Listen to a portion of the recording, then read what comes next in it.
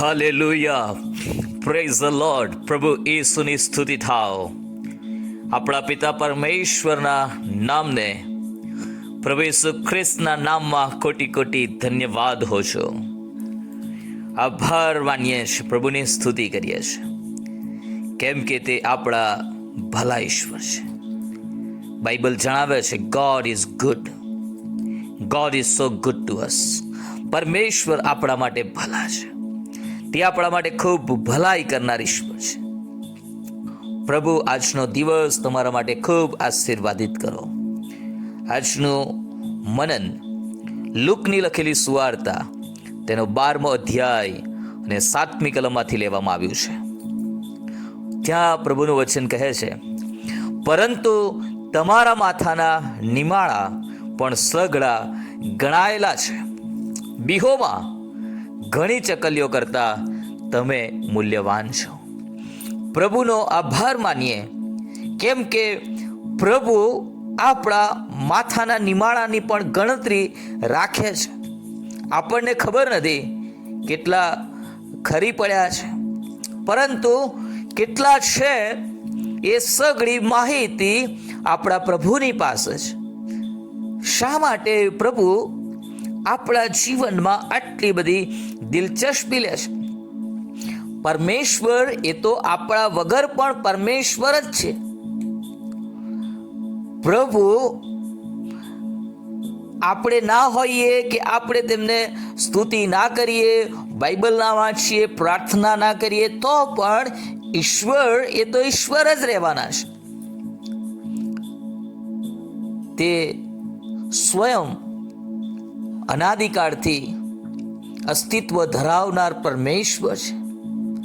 તેમ છતાં આ પરમેશ્વર જે સર્વ શક્તિમાન છે, સર્વ સામર્થ્ય છે, પરાક્રમી છે, સર્વ જ્ઞાની ઈશ્વર છે, તે આપણા જીવનમાં આટલો બધો રસ લે છે. પ્રભુનું વચન આ કલમમાં કહે છે, ઘણી ચકલીઓ કરતા તમે મૂલ્યવાન છો. તમે બીહોમાં ઘણી ચકલીઓ કરતા તમે મૂલ્યવાન છો. જગતના લોકો તમારું મૂલ્ય તમારી પાસે કેટલા પૈસા છે, તમે કેટલા સુંદર દેખાવ છો, તમારી પાસે શું છે, તેના આધારે તમારું મૂલ્ય નક્કી કરે છે. પણ પરમેશ્વર એવું કરતા નથી. આપણે બધા જ પરમેશ્વરની દ્રષ્ટિમાં ખૂબ મૂલ્યવાન લોકો છીએ, અને એટલા માટે તે આપણી સંભાળ રાખે છે, તે આપણી ચિંતા કરે છે, તે આપણા માથાના નિમાળા પણ ગણતરીમાં રાખે છે, કેમ કે આપણે તેની દ્રષ્ટિમાં મૂલ્યવાન લોકો છીએ. આપણે પરમેશ્વરની દ્રષ્ટિમાં અતિ મૂલ્યવાન લોકો છીએ. પ્રભુ ઈસુ ખ્રિસ્તના સમયમાં ચકલીઓ એટલે કે પક્ષીઓ, એવા નાના નાના પક્ષીઓ કે જેઓને બલિદાન માટે અને પછીથી ફ્રાય કરીને ખાવા માટે પણ વાપરવામાં આવતા હતા. અને આ ચકલીઓ શબ્દ જનરલી પ્રભુ ઈસુ ખ્રિસ્તે ઉપયોગ કર્યો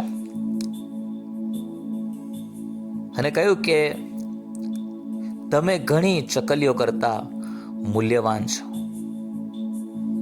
2 ચકલી 1 પૈસાએ મળે છે, 2 પૈસામાં 5 ચકલી મળે છે.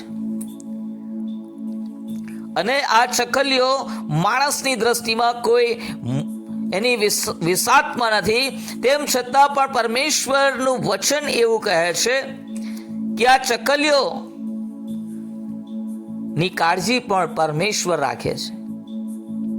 પરમેશ્વરની મરજી વગર એક ચકલી પણ નીચે પડતી નથી.